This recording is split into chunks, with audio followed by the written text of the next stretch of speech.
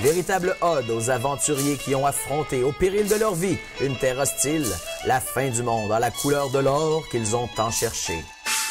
Lorsque les premiers explorateurs arrivèrent sur les rives du Saint-Laurent, ils croyaient bien être arrivés au bout du monde, à la fin de la terre, aux limites de la vie. Ils étaient à la recherche de la route des épices.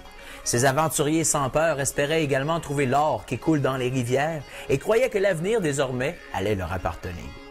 En descendant de leur bateau venu de France, après une longue et périlleuse traversée, ils débarquaient sur des terres immenses et libres où la nature était généreuse.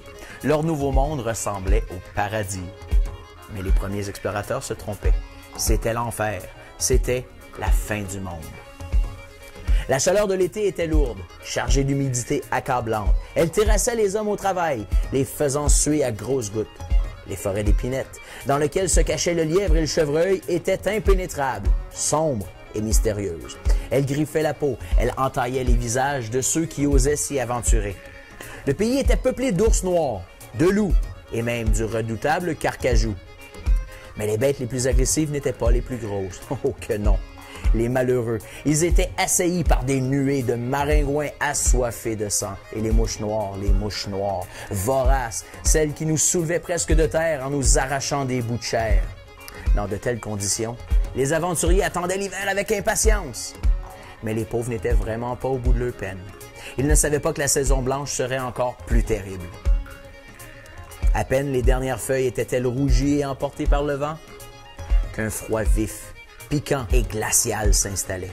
Une épaisse couche de neige figeait la nature dans un écrin mortel. Un froid si terrible qu'on ne pouvait ni le décrire, ni même l'imaginer. À chaque jour, les colons croyaient que leur fin était arrivée.